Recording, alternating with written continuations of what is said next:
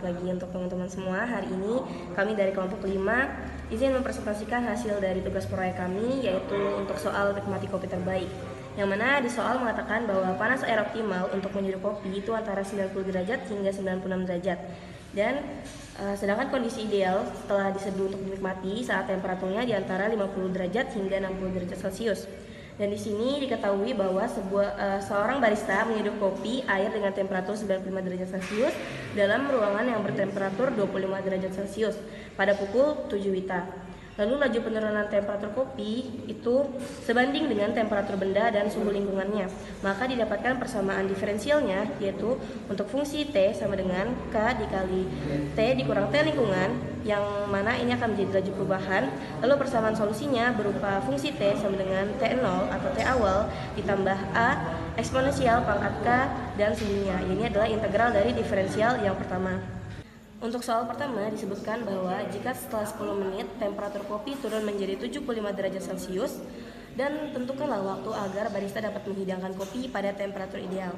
Yang mana di sini ketahui bahwa suhu awal tadi 95 derajat Celcius dan suhu lingkungannya itu di 25 derajat Celcius. Untuk T-nya di 10 menit itu menjadi 75 derajat Celcius. Maka kita harus mencari nilai nilai A dan nilai K-nya terlebih dahulu menggunakan persamaan dari integral dari diferensial tersebut, yang mana kita bisa mensubstitusikan nilai T0 atau T awal 95 derajat Celcius dan T lingkungannya 25 derajat Celcius. Lalu untuk nilai A-nya kita turunkan, nilai eksponensial juga dan nilai K juga. Dan untuk T di atas pangkat ini diubah dengan angka 0, yaitu sesuai dengan awalan, yaitu T awal. Lalu setelah itu kita lakukan eliminasi dan distribusi, yang mana nilai dari K0 itu adalah 0, yang mana eksponensial pangkat 0 adalah bernilai 1. Jika dikalikan dengan A, maka akan menghasilkan nilai A sendiri. Lalu kita akan eliminasi nilai 25 yang ada di rows kanan dengan mengurangkan 95 dengan 25 derajat 25 yang di sebelah kiri. Itu akan menghasilkan nilai A sebesar 70. Lalu setelah itu kita harus mencari nilai K terlebih dahulu untuk bisa menyempurnakan persamaan tersebut. Caranya sama dengan cara yang awal, yaitu kita menggunakan persamaan dari solusinya.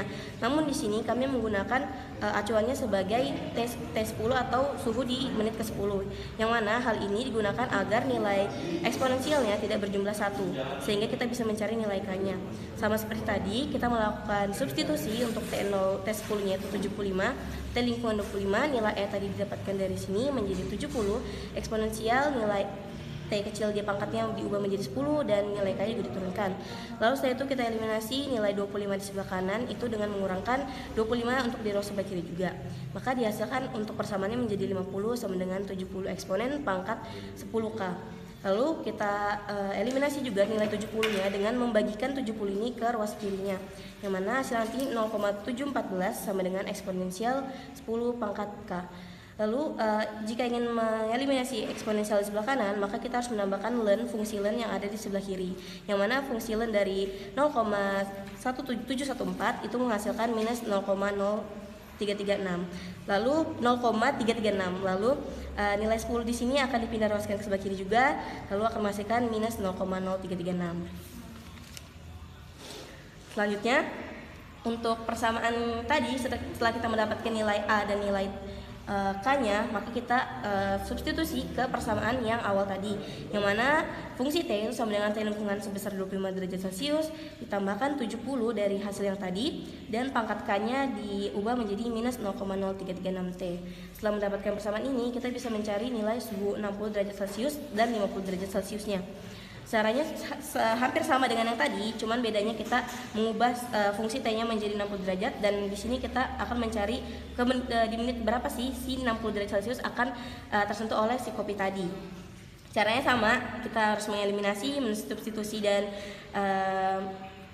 mendistribusi atau mengelompokkan masing-masing dari variabel dan konstantanya, yaitu nilai T-nya tadi itu sebesar 60 derajat Celcius, nilai T lingkungannya 25, lalu A-nya menjadi 70, eksponensial pangkat min 0,0336 T, yang mana kita eliminasi nilai 25 dan kita kurangkan di sebelah kirinya dengan 25 juga, lalu akan menghasilkan 35 sama dengan 70, eksponensial pangkat min 0,0336 T. Lalu kita eliminasi lagi 70-nya dengan membagikannya ke ruas sebelah kiri, lalu menghasilkan angka 0,5 sama dengan E pangkat min 0,0336 T. Lalu untuk mengeliminasi nilai eksponensialnya, kita menambahkan ln di sebelah kiri untuk mengeliminasi nilai eksponensialnya tadi.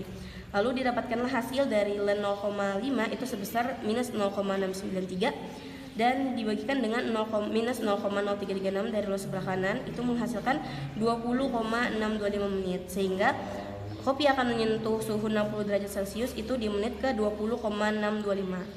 Lalu untuk soal di suhu 50 derajat Celcius itu sama aja seperti kita mencari 60-nya.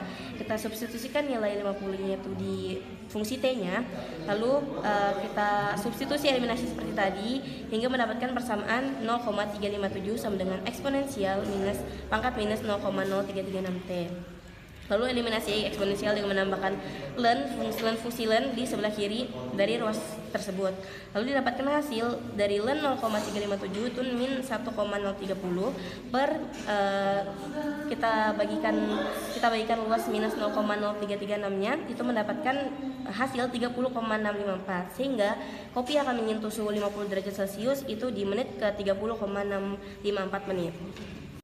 Oke, untuk poin nomor 2 kita lanjutkan. Jika suhu ruangan diturunkan menjadi 24 derajat Celcius atau 23 derajat Celcius, apakah barista membutuhkan waktu lebih lama atau lebih cepat untuk menghidangkan kopi? Bagaimana jika suhu ruangan dinaikkan dengan menggunakan nilai A pada jawaban nomor 1 yang sama? Sehingga di sini kita bisa menggunakan persamaan dari solusi tadi itu yang sama seperti yang di awal. Namun bedanya di sini T lingkungannya kita ubah dengan 23 derajat Celcius, 24 derajat Celcius, lalu kita naikkan menjadi 27 derajat Celcius. Caranya sama seperti tadi. Suhu lingkungan di 24 derajat Celcius itu kami mengambil acuan di 60 derajat Celcius untuk suhu kopinya. Kita masukkan si suhu 60 derajat Celcius itu di fungsi suhu, di T-nya sama dengan 24 ditambah 70 eksponensial pangkat min 0,0336 T, dimana kita eliminasi nilai 24 dengan mengurangkannya di ruas sebelah kiri, lalu menghasilkan 36 sama dengan 70 eksponensial pangkat min 0,0336 T. Lalu kita eliminasi nilai 70 dengan membagikannya di ruas sebelah kiri, menghasilkan nilai 0,514 sama dengan eksponensial pangkat min 0,0336 T. Lalu di sini kita eliminasi nilai eksponensial di ruas kanan dengan menambahkan fungsi ln di sebelah kiri, di ruas sebelah kiri, yang mana ln dari 0,514 dibagikan dengan min 0,0336 T. Untuk menghilangkan min 0,0336 T di sebelah ruas kanan, kita bagikan di ruas sebelah kiri. Itu menghasilkan nilai min 0,665 dibagi min 0,0336, sehingga untuk menyentuh angka 60 derajat Celcius di suhu lingkungan 24 derajat Celcius, maka kopi membutuhkan waktu 19,79 menit. Lalu untuk suhu di lingkungan 23 itu caranya sama seperti tadi, namun bedanya hanya di suhu lingkungannya. Itu akan menghasilkan nilai 18,98 menit. Kemudian jika suhu lingkungan dinaikkan, di sini kami mengambil acuan di 27 derajat Celcius, itu akan menghasilkan nilai di 22,38 menit. Lalu berikutnya juga ada kopi menyentuh angka 50 derajat Celcius di jawaban yang berikut ini. Kemudian kesimpulannya, maka kita bisa tarik kesimpulan, maka jika suhu ruangan diturunkan, maka suhu kopi akan turun lebih cepat, sehingga waktu yang dibutuhkan barista untuk menyajikan kopi lebih cepat. Namun jika suhu ruangan dinaikkan, suhu kopi akan lebih lambat turun, sehingga waktu yang dibutuhkan barista untuk menyajikan kopi lebih lama. Oke, lanjut untuk poin ketiga. Di sini disebutkan bahwa soalnya tentukan polinom Maclaurin dari yang berderajat 5, 6, 7 untuk fungsi T pada hasil 1, kemudian sketsa grafik T bersamaan dengan P5, P6, dan P7-nya. Di sini rumus dari umum polinom Maclaurin itu adalah jika fungsi T, maka polinom Maclaurin sampai derajat N yaitu sebagai berikut, yang mana diketahui bahwa fungsi tadi adalah fungsi T sama dengan 25 ditambah 70 eksponen pangkat min 0,0336 T. Karena ini berfungsi eksponensial negatif, maka kita gunakan polinom Maclaurin dari nilai ini saja, karena nilai 25 itu tidak dimasukkan ke dalam persamaan dari polinom Maclaurin-nya. Lalu karena di sini kita membutuhkan turunan dari turunan 1 hingga ke turunan 7 tadi, karena ditanyakan adalah derajat ke-7, maka kita harus mencari dulu turunan fungsi pertama sampai ke 7-nya. Di sini kami gunakan turunan fungsi aturan rantai, yang mana jika kita menemukan fungsi ft sama dengan eksponensial pangkat gt, maka untuk turunan fungsi ft-nya itu sama dengan turunan fungsi gt-nya dikali eksponensial pangkat gt-nya tadi. Maka di sini jika kita mendapatkan fungsi dari awalnya adalah ft sama dengan eksponensial min 0,0336 t, maka untuk fungsi pertama atau turunan pertamanya itu menjadi minus 0,0336 dikali eksponensial pangkat min 0,0336 t. Lalu untuk fungsi kedua sama seperti tadi, kita turunkan dari pangkat eksponensialnya ini menjadi ke depan, yang mana minus 0,0336 dikali sama minus 0,0336 juga dikalikan sama eksponensial pangkat min 0,0336 t, yang mana jika dikalikan hasil min 0,0336 ini menjadi 0,0336 pangkat 2 dikali eksponensial pangkat min 0,0336 t.